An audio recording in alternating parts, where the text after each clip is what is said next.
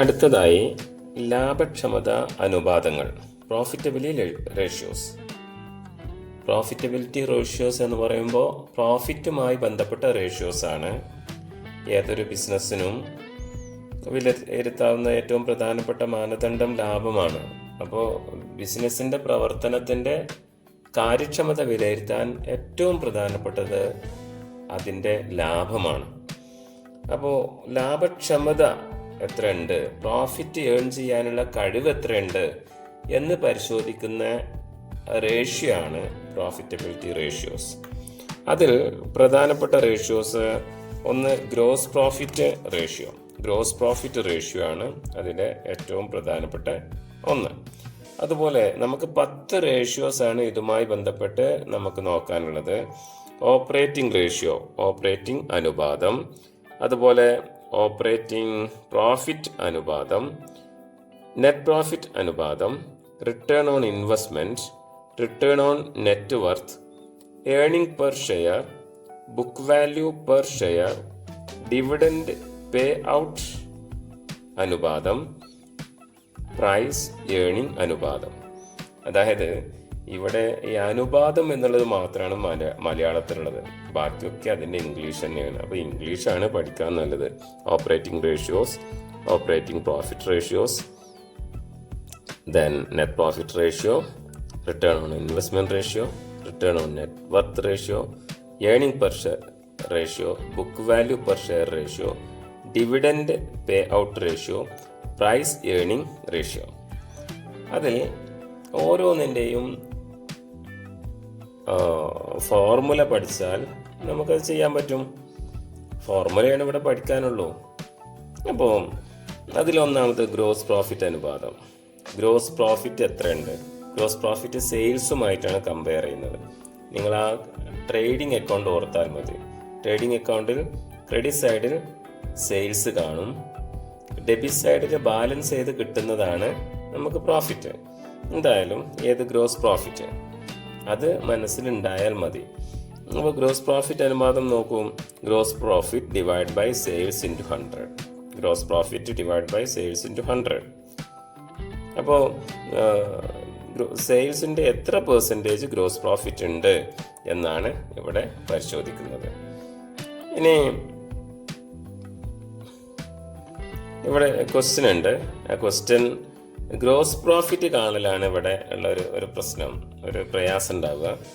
നേരിട്ട് gross profit തന്നു കഴിഞ്ഞാൽ നമുക്ക് ചെയ്യാൻ ഒരു പ്രയാസമില്ല. അപ്പോൾ എങ്ങനെ ഗ്രോസ് പ്രോഫിറ്റ് കാണുക? ഗ്രോസ് പ്രോഫിറ്റ് നമുക്ക് ഫോർമുല വെച്ച് കാണാം. ആ ഫോർമുല എന്താണ്?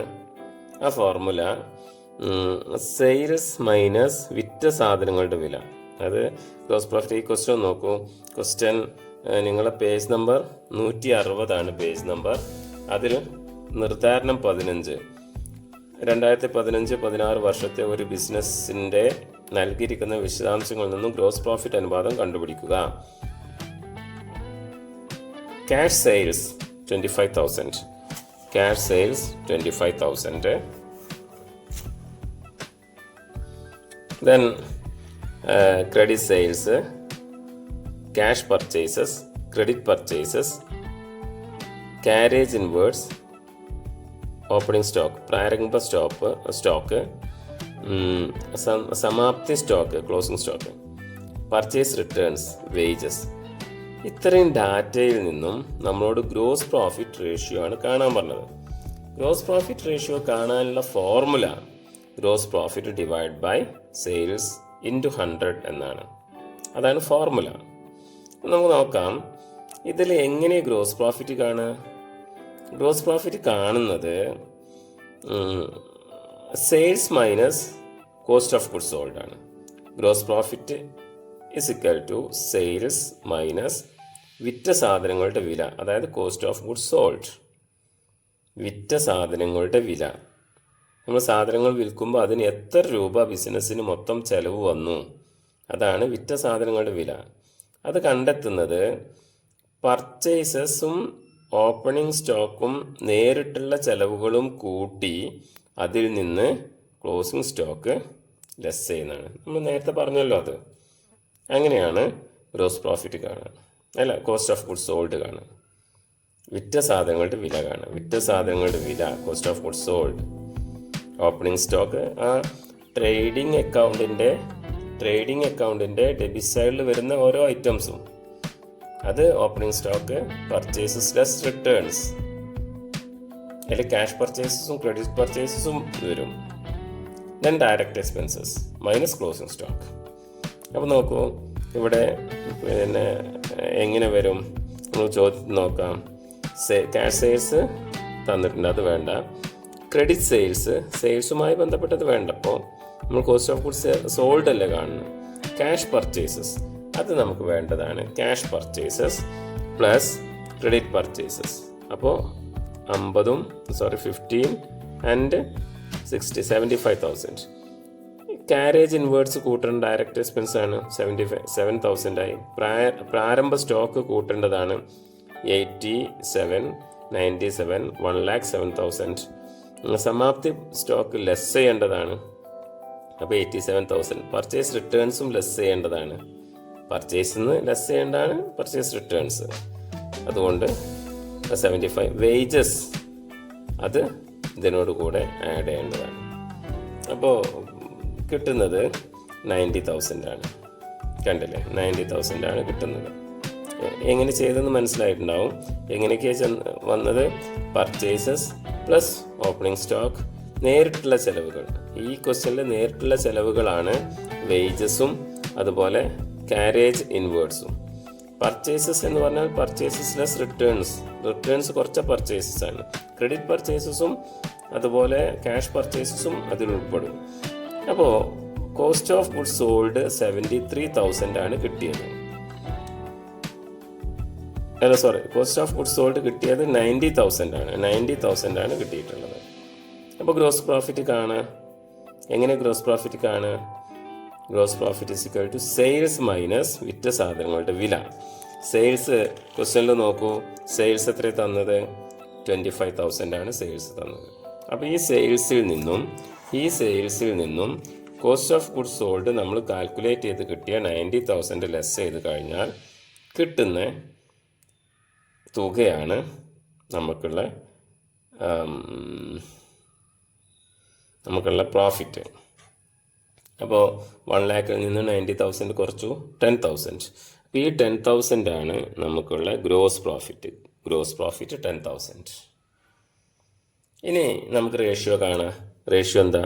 Gross profit divide by sales into 100. അപ്പോൾ ഒരു പേഴ്സൻറ്റേജ് ആയിട്ട് കാണുമെന്നുള്ളൂ. അപ്പോൾ ചിലത് പേഴ്സൻറ്റേജ് ആയിട്ട് കാണുന്നു, ചിലത് റേഷ്യോസ് ആയിട്ട് കാണുന്നു, ചിലത് ടൈംസ് ആയി കാണുന്നു. ഇങ്ങനെയൊക്കെയുള്ളൊരു കൺഫ്യൂഷൻ ഉണ്ടാവും നിങ്ങൾക്കതിൽ. കാരണം റേഷ്യോസ് മൊത്തം പഠിച്ചു വരുമ്പോൾ അങ്ങനെ ഒരു ബുദ്ധിമുട്ട് വരാം. അപ്പോൾ ഇവിടെ പിന്നെ ഈ വലിയ സംഖ്യ അങ്ങനെ നോക്കിയാൽ മതി. വലിയ സംഖ്യ താഴെയാണ് വരുന്നത് എങ്കിൽ നമ്മളത് പേഴ്സൻറ്റേജ് ആക്കുക. അപ്പോൾ ഇത്ര പേഴ്സൻറ്റേജ് എന്ന് പറയാം. അതല്ല വലിയ സംഖ്യ മുകളിലാണ് വരുന്നതെങ്കിൽ നമുക്ക് ടൈംസ് ഇത്ര ഇരട്ടി എന്ന് പറയാം. അങ്ങനെ ഒന്ന് ശ്രദ്ധിച്ചാൽ മതി. അത് ഈ ഗ്രോസ് പ്രോഫിറ്റ് റേഷ്യോ അല്ലെങ്കിൽ പ്രോഫിറ്റബിലിറ്റി റേഷ്യോസ് ഒക്കെ പേഴ്സൻറ്റേജിലാണ് സാധാരണ പറയാറുള്ളത്. അപ്പോൾ ഏതായാലും ഇവിടെ ഗ്രോസ് പ്രോഫിറ്റ് റേഷ്യോ നിങ്ങൾക്ക് കണ്ടെത്തിയല്ലോ. അടുത്തത് അത് മനസ്സിലായിട്ടുണ്ടാവും തോന്നുന്നു. റിപ്പീറ്റേഷൻ കേട്ടാൽ മനസ്സിലാകും. അടുത്തത് ഓപ്പറേറ്റിംഗ് അനുപാതമാണ്. ഓപ്പറേറ്റിംഗ് അനുപാതം എന്ന് പറഞ്ഞാൽ ബിസിനസ്സിൻ്റെ പ്രധാന ചെലവ് കോസ്റ്റ് ഓഫ് ഗുഡ്സ് സോൾഡും പിന്നെ ബിസിനസ് പ്രവർത്തനത്തിന് ആവശ്യമായ ചെലവും കൂടി ചേർത്താൽ ഓപ്പറേറ്റിംഗ് ചെലവുകൾ മൊത്തം കിട്ടും. അങ്ങനെ ഓപ്പറേറ്റിംഗ് ചെലവിനെ സെയിൽസ് കൊണ്ട് ഡിവൈഡ് ചെയ്താൽ എന്ത് കിട്ടും? നമുക്ക് കിട്ടേണ്ട ഇൻറ്റു 100 ചെയ്താൽ ഓപ്പറേറ്റിംഗ് അനുപാതം കിട്ടും. പേഴ്സൻറ്റേജ് ആയിട്ടാണ് ഇതും കിട്ടുക. നോക്കൂ, താഴെ അതിൽ പിന്നെ എഴുതിയത് നോക്കൂ. വിറ്റ സാധനങ്ങളുടെ വിലയും മറ്റ് ഓപ്പറേറ്റിംഗ് ചെലവുകളും. വിറ്റ സാധനങ്ങളുടെ വില എന്ന് പറയുമ്പോൾ നമ്മൾ തൊട്ട് മുകളിൽ കാൽക്കുലേറ്റ് ചെയ്തല്ലോ cost of goods sold. Cost of goods സോൾഡും ഓപ്പറേറ്റിംഗ് ചെലവുകളും. ഈ ഓപ്പറേറ്റിംഗ് ചെലവുകളിൽ ഉൾപ്പെടുന്നതാണ് സെല്ലിംഗ് ആൻഡ് അഡ്മിനിസ്ട്രേറ്റീവ് എക്സ്പെൻസസ് എന്നാണ് അതിന് പറയാം. ഓപ്പറേറ്റിംഗ് ചെലവ് അത് പ്രോഫിറ്റ് ആൻഡ് ലോസ് അക്കൗണ്ടിൽ വരുന്ന ചെലവുകളാണ്. ഇപ്പോൾ അഡ്വർടൈസ്മെൻറ്റ് ചാർജസ്, സാലറി, കമ്മീഷൻ ഇതൊക്കെ ഓപ്പറേറ്റിംഗ് ചെലവിൽ വരും. അതാണ്. ഇനി ഫോർമുല നോക്കൂ. വിറ്റ സാധനങ്ങളുടെ വില പ്ലസ് ഓപ്പറേറ്റിംഗ് ചെലവുകൾ ഡിവൈഡ് ബൈ സെയിൽസ് ഇൻറ്റു 100. അപ്പോൾ ആ ഫോർമുല ഒന്ന് നോക്കി വെക്കുക, ഫോർമുല ഒന്ന് പഠിച്ചു വെക്കുക. ഇനി അതിൻ്റെ ക്വസ്റ്റ്യൻ നമുക്ക് ചെയ്യാം. അടുത്ത റേഷ്യോ ഓപ്പറേറ്റിംഗ് പ്രോഫിറ്റ് അനുപാതമാണ്. മറ്റേത് ഓപ്പറേറ്റിംഗ് റേഷ്യോ ആണ്, ഇത് ഓപ്പറേറ്റിംഗ് പ്രോഫിറ്റ് റേഷ്യോ ആണ്. ചെറിയൊരു മാറ്റം പേരിൽ. ഒന്ന് ഓപ്പറേറ്റിംഗ് പ്രോഫിറ്റ് റേഷ്യോ ആണ്, മറ്റേത് ഓപ്പറേറ്റിംഗ് റേഷ്യോ ആണ്. ഓപ്പറേറ്റിംഗ് റേഷ്യോ എന്ന് പറഞ്ഞാൽ പ്രവർത്തന ചെലവുകളുടെ അനുപാതം എന്നാണ്. അത് സെയിൽസുമായിട്ടാണ് കമ്പയർ ചെയ്യുന്നത്. അടുത്തത് ഓപ്പറേറ്റിംഗ് പ്രോഫിറ്റ് അനുപാതം എന്ന് പറഞ്ഞാൽ operating profit divide by sales ആണ്. Operating profit. മറ്റേത് ഓപ്പറേറ്റിംഗ് ചെലവുകൾ ഡിവൈഡ് ബൈ സെയിൽസ് ആണ്. ഓപ്പറേറ്റിംഗ് പ്രോഫിറ്റ് അനുപാതം എന്ന് പറയുമ്പോൾ ആ പ്രോഫിറ്റ് കാണണം. ഈ നെറ്റ് പ്രോഫിറ്റ് പോലെ കാണുന്നതാണ് ഓപ്പറേറ്റിംഗ് പ്രോഫിറ്റ്. കഴിഞ്ഞ വർഷം നമ്മളതൊരു ചാപ്റ്ററിൽ പഠിക്കുന്നുണ്ട്. അപ്പോൾ ഓപ്പറേറ്റിംഗ് പ്രോഫിറ്റ് എന്ന് പറയുന്നത് എന്താണ്, അത് നമ്മൾ നോക്കണം. ഓപ്പറേറ്റിംഗ് പ്രോഫിറ്റ് എന്ന് പറയുന്നത് ഇവിടെ കാണാം. ഇതാ operating profit sales minus cost of goods sold plus operating cost. Cost of goods sold plus operating cost. അത് സെയിൽസിൽ നിന്ന് കുറയ്ക്കുക. അപ്പോൾ ഈ മുകളിൽ പറഞ്ഞ ഓപ്പറേറ്റിംഗ് റേഷ്യോയിൽ ഈ കോസ്റ്റ് ഓഫ് ഗുഡ്സ് സോൾഡും ഓപ്പറേറ്റിംഗ് എക്സ്പെൻസും ബിസിനസിന്റെ മൊത്തം ചെലവുകളാണ്. നോൺ ഓപ്പറേറ്റിംഗ് പ്രോഫിറ്റും നോൺ ഓപ്പറേറ്റിംഗ് എക്സ്പെൻസസും ഇതിൽ ഉൾപ്പെടുത്തില്ല എന്ന് മാത്രം. ഉദാഹരണത്തിന് ഒരു ഫിക്സഡ് അസറ്റ് വിറ്റാൽ കിട്ടുന്ന ലാഭം നോൺ ഓപ്പറേറ്റിംഗ് പ്രോഫിറ്റാണ്, അത് ഇതിൽ കൂട്ടില്ല. അപ്പോൾ അങ്ങനെയുള്ള ലാഭങ്ങൾ ഉണ്ടാകും. അത് നമുക്ക് ക്വസ്റ്റ്യൻ കാണുമ്പോൾ അത് മനസ്സിലാവണം. കഴിഞ്ഞ വർഷത്തെ ഓപ്പറേറ്റിംഗ് പ്രോഫിറ്റിൻ്റെ പഠിച്ചതുമായി ബന്ധപ്പെട്ട ഒരു റേഷ്യോ ആണത്. അപ്പം ഓപ്പറേറ്റിംഗ് എക്സ്പെൻസസ് ആണ് ഓപ്പറേറ്റിംഗ് റേഷ്യോസിൽ വരുന്നത്. ഓപ്പറേറ്റിംഗ് പ്രോഫിറ്റ് റേഷ്യോയിൽ വരുന്നത് ഓപ്പറേറ്റിംഗ് പ്രോഫിറ്റാണ്. ഓപ്പറേറ്റിംഗ് പ്രോഫിറ്റ് കാണുന്നത് ഈ മുകളിൽ കാണുന്ന ഈ സെയിൽസിൽ നിന്ന് കോസ്റ്റ് ഓഫ് ഗുഡ്സ് സോൾഡും ഓപ്പറേറ്റിംഗ് എക്സ്പെൻസസും കുറച്ച് കഴിഞ്ഞാൽ നമുക്ക് ഓപ്പറേറ്റിംഗ് പ്രോഫിറ്റ് കാണാം. അതാണ് ഇവിടെ താഴെ ഫോർമുല എന്താ തന്നിട്ടുണ്ട്. Operating profit is equal to sales minus cost of goods sold. Sales minus cost of goods sold. അപ്പോൾ എങ്ങനെ റേഷ്യോ കാണുന്നത്? Operating profit ratio is equal to operating profit divide by sales into 100. Operating profit കാണാനുള്ള ഫോർമുലയാണ് ഇവിടെ താഴെ തന്നിട്ടുള്ളത്. ഇനി താഴെ നമ്മൾക്ക് അതിൻ്റെ ഈ രണ്ട് റേഷ്യോസ് ഇപ്പം നമ്മൾ പറഞ്ഞു. ആ രണ്ട് റേഷ്യോസുമായി ബന്ധപ്പെട്ട ക്വസ്റ്റ്യൻസ് ആണ് താഴെ തന്നിട്ടുള്ളത്. അത് നമുക്കൊന്ന് ഡിസ്കസ് ചെയ്യാം. താഴെ നിർദ്ധാരണം 16. വിശദാംശങ്ങളിൽ നിന്നും ഗ്രോസ് പ്രോഫിറ്റ് അനുപാതം, ഓപ്പറേറ്റിംഗ് അനുപാതം, ഓപ്പറേറ്റിംഗ് പ്രോഫിറ്റ് അനുപാതം എന്നിവ കണ്ടെത്തുക. ഗ്രോസ് പ്രോഫിറ്റ് അനുപാതം, ഓപ്പറേറ്റിംഗ് അനുപാതം എന്ന് പറഞ്ഞാൽ operating ratio, operating profit ratio. ഈ മൂന്ന് അനുപാതങ്ങളും കാണാനാണ് ഈ ക്വസ്റ്റ്യനിൽ നിന്ന് നമ്മളോട് പറയുന്നത്. സെയിൽസ് 12,000, 3,40,000 സെയിൽസ് തന്നു. ഈ മൂന്ന് റേഷ്യോസിലും നമുക്ക് സെയിൽസ് ഉണ്ട്. എന്താണ് ഗ്രോസ് പ്രോഫിറ്റ് റേഷ്യോ? അതിൻ്റെ ഫോർമുല ഒന്ന് ഓർത്ത് നോക്കൂ. ഗ്രോസ് പ്രോഫിറ്റ് റേഷ്യോ എന്ന് പറഞ്ഞാൽ gross profit divide by sales into 100. ഇനി ഓപ്പറേറ്റിംഗ് പ്രോഫിറ്റ് റേഷ്യോ എന്ന് പറഞ്ഞാൽ കോസ്റ്റ് ഓഫ് ഗുഡ്സ് സോൾഡ്, ഒന്ന് നോക്കിയാൽ മതി. Cost of goods sold plus operating expenses divide by sales into 100. ഇനി ഓപ്പറേറ്റിംഗ് പ്രോഫിറ്റ് റേഷ്യോ എന്ന് പറഞ്ഞാൽ operating profit divide by sales into 100. എങ്ങനെ ഓപ്പറേറ്റിംഗ് പ്രോഫിറ്റ് കാണുക? Sales minus cost of goods sold plus operating cost. ഇനി ഇവിടെ തന്ന question sales 3,40,000 തന്നിട്ടുണ്ട്. Sales 3,40,000. പിന്നെ വിറ്റ സാധനങ്ങളുടെ വില കോസ്റ്റ് ഓഫ് ഗുഡ്സ് സോൾഡ് 1,20,000 ആണിത്. 1,20,000. വിൽപ്പന ചെലവുകൾ അതാണ് ഓപ്പറേറ്റിംഗ് എക്സ്പെൻസസിൽ പെട്ടാണ് വിൽപ്പന ചെലവുകളും അഡ്മിനിസ്ട്രേറ്റീവ് ചെലവുകളും. അത് 80,000-ഉം 40,000-ഉം തന്നിട്ടുണ്ട്. 80,000-ഉം 40,000-ഉം തന്നിട്ടുണ്ട്. അപ്പോൾ നമുക്കതിൻ്റെ ആൻസറിലേക്ക് പോകാം. Gross profit ratio. Gross profit എത്ര ഇവിടെ ക്വസ്റ്റ്യൻ നമുക്ക് തന്നിട്ടില്ലല്ലോ. നമ്മൾ കണ്ടെത്തണം. Gross profit is equal to sales minus cost of goods sold. Sales minus cost of goods sold. അപ്പോൾ ഗ്രോസ് പ്രോഫിറ്റ് കാണാനുള്ള ഫോർമുല നമ്മൾ പഠിച്ചു വെക്കുക. Sales minus cost of goods sold ആണ് പ്രോഫിറ്റ് കാണാനുള്ള formula. Sales minus cost of goods sold. അപ്പോൾ ഇവിടെ നോക്കൂ, സെയിൽസ് 3,40,000 ആണ്. അതിൽ നിന്ന് ഈ വിറ്റ സാധനങ്ങളുടെ വില 1,20,000 കുറച്ച് കഴിഞ്ഞാൽ ഗ്രോസ് പ്രോഫിറ്റ് 2,20,000. ഇതാണ് ഗ്രോസ് പ്രോഫിറ്റ്. അപ്പോൾ ഗ്രോസ് പ്രോഫിറ്റ് മുകളിൽ എഴുതും, സെയിൽസ് താഴെ എഴുതും. ഇതാ gross profit 2,20,000, sales 3,40,000 into 100. Calculate ചെയ്താൽ 64.71%. ഇനി ഗ്രോസ് പ്രോഫിറ്റ് റേഷ്യോ ആണ് കണ്ടത്. ബി, രണ്ടാമതായി നമ്മളോട് കാണാൻ പറയുന്ന ക്വസ്റ്റ്യനിൽ കാണാൻ പറയുന്നത് ഓപ്പറേറ്റിംഗ് റേഷ്യോ ആണ്. ഓപ്പറേറ്റിംഗ് റേഷ്യോ ആണ് നമ്മളോട് കാണാൻ പറയുന്നത്. ഓപ്പറേറ്റിംഗ് റേഷ്യോ കാണാനുള്ള ഫോർമുല ഇവിടെ ഇതിൽ ഗ്രോസ് അനുപാതം എന്നാണ് ഇവർ പറഞ്ഞത്. ഇതല്ല നമ്മളെ ചോദ്യം. ഇവിടെ നമുക്ക് പറഞ്ഞിട്ടുള്ളത് നിങ്ങൾ തൊട്ട് മുന്നത്തെ പേജിലുണ്ട്, ഞാൻ അങ്ങോട്ട് മറിക്കുന്നില്ല. ഓപ്പറേറ്റിംഗ് അനുപാതം ആണ്. ഓപ്പറേറ്റിംഗ് അനുപാതം നോക്കൂ, ഇവിടെ തരുന്നത് ഓപ്പറേറ്റിംഗ് അനുപാതം ആണ് കാണാൻ പറയുന്നത്. ഓപ്പറേറ്റിംഗ് അനുപാതം കാണാൻ ഓപ്പറേറ്റിംഗ് റേഷ്യോ ആണ്. ഓപ്പറേറ്റിംഗ് റേഷ്യോ കാണാനുള്ള ഫോർമുല എന്താണ്? Cost of goods sold plus operating expenses. അതായത് വിറ്റ സാധനങ്ങളുടെ വില പ്ലസ് ഓപ്പറേറ്റിംഗ് ചെലവുകൾ ഡിവൈഡ് ബൈ സെയിൽസ്.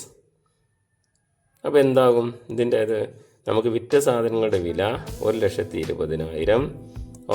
ഇത് രണ്ട് ഓപ്പറേറ്റിംഗ് ചെലവുകളാണ് 1,20,000. അപ്പോൾ 2,40,000 ഏത് കോസ്റ്റ് ഓഫ് ഗുഡ്സ് സോൾഡിൻ്റെയും ഓപ്പറേറ്റിംഗ് എക്സ്പെൻസിൻ്റെയും തുക. പ്രവർത്തന ചെലവുകൾ ഓപ്പറേറ്റിംഗ് എക്സ്പെൻസ്. അപ്പോൾ ഇത് രണ്ടും കൂടി കൂട്ടിയാൽ കിട്ടുന്ന 2,40,000. അതിനെ എത്ര കൊണ്ട് ഡിവൈഡ് ചെയ്യണം? 3,40,000 കൊണ്ട് ഡിവൈഡ് ചെയ്താൽ സെയിൽസ് അല്ലേ, സെയിൽസിൻ്റെ തുക 3,40,000 ആണ്. അപ്പോൾ 2,00,000, ഇത് മുകളിലത്തെ 2,40,000 ഹരിക്കണം 3,40,000 ഇൻറ്റു 100. നോക്കൂ, 2,40,000 ഡിവൈഡ് ബൈ 3,40,000 ഇൻറ്റു 100. അത് എന്താ കണ്ടല്ലോ. ഇത് ഇവരിവിടെ പറഞ്ഞത് ഗ്രോസ് അനുപാതം എന്നാണ് പറഞ്ഞത്. അതല്ല നമ്മൾ പറയുന്നത്, സാധാരണ പറയുന്നത് ഓപ്പറേറ്റിംഗ് അനുപാതം എന്നാണ്. ഇവിടെ പറഞ്ഞ് തെറ്റിയതാണ്, നിങ്ങൾ ബുക്കിൽ മാറ്റിയാൽ മതി.